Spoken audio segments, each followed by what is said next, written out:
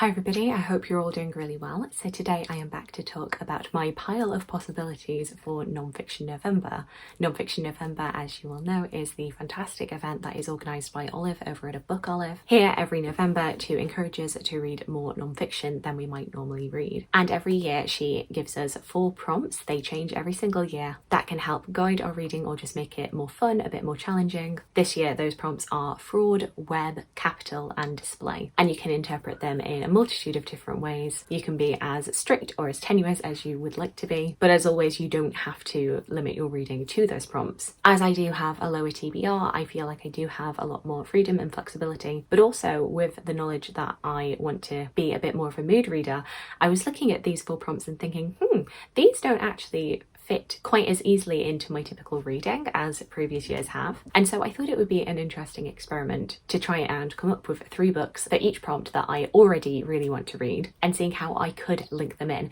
Once again, this is very much a pile of possibilities rather than a strict TBR. A, I don't think I would be able to get through all of these books, and B, because I am wanting to be a little bit more of a mood reader, I don't think it's good for me to set myself a very strict TBR, but I still thought it would be interesting and give you a sense of the kind of books that I am really interested in at the moment, even though I cannot give a full recommendation because obviously I haven't read them. So the first book that I'm going to recommend for the theme of fraud is The Icepick Surgeon, Murder, Fraud, Sabotage and Other Dastardly Deeds by Sam Kean. Obviously the main word of fraud is already in this title, and I think I didn't give you actually the full subtitle, but it's Other Dastardly Deeds Perpetrated in the Name of Science. So these cases of scientific experiments and discovery gone wrong and gone criminal. I think I heard this first on maybe Scott at Gunpowder Fiction and Plots channel, and it just sounded really interesting. I feel like I don't tend to go deep into like the criminal world when it comes to my history, but I think this would be a really great one. And it seems to be spanning millennia, which I really like to see. I love a good wide scope world history. It says it's going from Cleopatra's dock deeds in ancient Egypt to Thomas Edison's mercenary support of the electric chair. Basically as this reminder that as much good as science can give us, sometimes when it's put into the wrong hands, that scientific experiment and discovery can sometimes lead to dastardly consequences. It's all about what you do with this knowledge. Next up, this one might be a little bit more tenuous, but a book that I have seen everywhere at the moment is Messalina, A Story of Empire, Slander and Adultery by Honor Cargill-Martin. Messalina, the 3rd wife to Emperor Claudius, noted as being one of the most notorious women to have inhabited the Roman world. And even though I feel like I hear the name Messalina brought up a lot, and I'm sure I must have listened to a podcast or 2 about her, I feel like my Roman Empire history is very poor, but there seem to be quite a few books at the moment that are really trying to supplement that. Between this book, between A History of Rome in 21 Women by Emma Southon, Mary Beard's Emperors of Rome, there's quite a lot of options for me, since I am not one of those internet bros who thinks about the Roman Empire every week. And this biography is basically unpacking the notorious, salacious reputation of Messalina, or at least if it's not rehabilitating her image, it's at least trying to make it a little bit more complex and nuanced, and I love that in my female history. And then one that will link into my recommendations video for this prompt is Half-Lives, The Unlikely History of Radium by Lucy Jane Santor. You'll have seen in my recommendations video that I loved The Radium Girls by Kate Moore, and I saw that this short little history on radium would be a fantastic supplement to that book. Obviously the health properties of radium when it was first discovered were grossly exaggerated, which led to people using it at work thinking it was completely safe, even putting it in their mouths, and then companies backstepping and even flat out denying that they knew anything was wrong with it when the damaging consequences were uncovered. The next prompt is web. This can obviously link to the internet, it can relate to nature, but it can also relate to network. It can be a book that has a large cast of characters, and that is mainly what I focused on in my prompt because I don't tend to read a lot of technological or nature-based books. So the first book that I have to show you is one of the ones that I've already mentioned, and that is A History of the Roman Empire in 21 Women by Emma Southon. A couple of years ago I read Emma Southon's A Fatal Thing Happened on the Way to the Forum, which is all about murder in ancient Rome. I thought it was hysterical. I do love a funny history. This title by contrast, not quite as funny, not as many musical references as I would like, but as somebody who A, doesn't know a whole lot about the Roman Empire and B, really loves a female focused narrative and history, I thought this would be a really great way of filling in some of those gaps and making me just a little bit more intrigued looking at these fantastic Roman women, what they got up to, what their influence was. The next one is a bit different. It is This Is What It Sounds Like, What the Music You Love Says About You by Dr. Susan Rogers and Ogas. As we know, I do love music, especially musical theatre, and I actually first heard about this book on Olive's channel. She did a fantastic review video about this.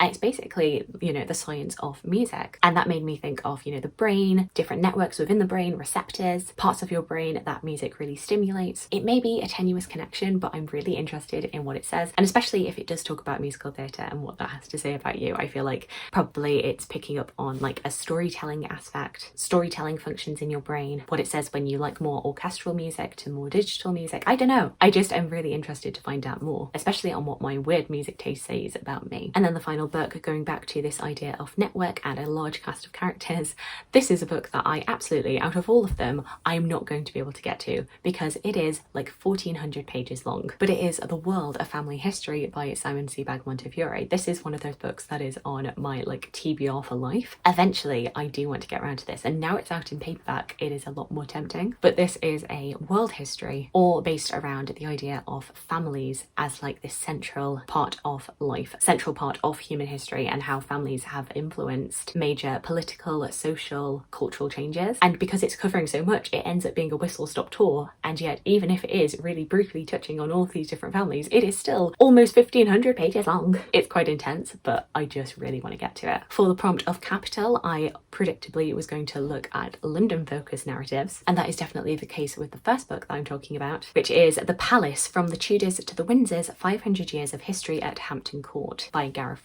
Obviously this is about Hampton Court Palace, which is in London, actually somewhere that I've recently been to. I'll link the vlog for that down below, but I love Hampton Court Palace, particularly for its Tudor history. But that may not have been enough to sway me to want to read this. What actually made me want to read it is the author himself, Gareth Russell. He wrote one of my most favourite biographies of one of the 6 wives of Henry VIII. His book Young, Damned and Fair, which was a fantastic biography of Catherine Howard. I really love how he dug into her household records particularly. I feel like he was very balanced in his depiction of her. And so yeah, I just always wanted to read more of his work, and this seems right up my street. A book that I'm mainly wanting to pick up in non-fiction November because it's coming out in paperback in this month is Queens in the Age of Chivalry, which is the 3rd book in Alison Weir's Medieval Queen series. I've had quite a mixed relationship to this series, but I do love Alison Weir. At the moment I'm finding that I actually enjoy her fiction a bit more than her non-fiction, but I've read both of her Medieval Queens books so far. I definitely want to continue with the series. In this book, Alison is looking at Marguerite of France, Isabella of France, Philippa of Hainaut, Anne of Bohemia, and Isabella of Valois, focusing on these women's lives to really bring to life this age of chivalry. And I was thinking of this for the capital prompt, not only because, you know, obviously London is going to come up a lot in this book, but these queens are often at the centre of where power resides, so that is my tenuous link there. The final book for this prompt of capital is Great and Horrible News: Murder and Mayhem in Early Modern Britain by Blessin Adams. This is obviously looking at the history of early modern murder and people's reaction to it, social and cultural implications of murder in this time period. I recently read Unfortunate Ends, which was a medieval history of murder, and as I said previously, I read Emma Southon's book on ancient Rome and murder. So apparently I'm just slowly but surely pouring through all of the different time periods and their relationship to murder. And I thought that this would work for this prompt particularly because at this time murder was a capital offence, whereas it is currently not right now, at least in the UK. And thinking about how making something a capital offence maybe changes our relationship to such a crime. For the prompt of display, my choices really batted between food and beauty. First off, we have Eyeliner: A Cultural History by Zahra Hankir. I actually talked about this in my anticipated releases video,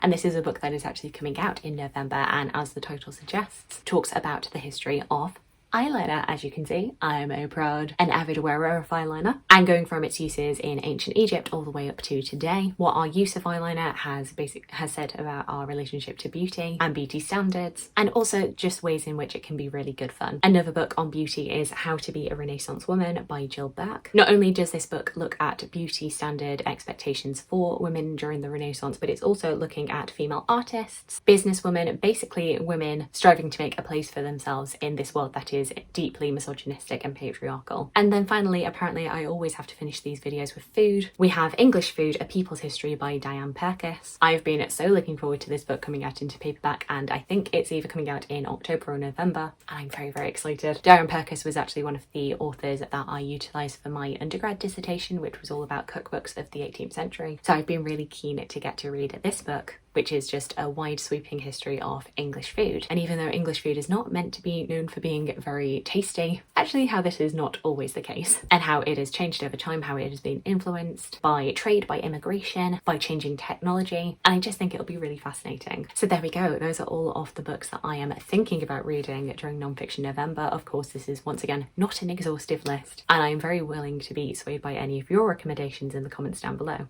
I would love to hear from you. I hope you're having a fantastic day, and I look forward to talking to you again soon. Thanks. Bye.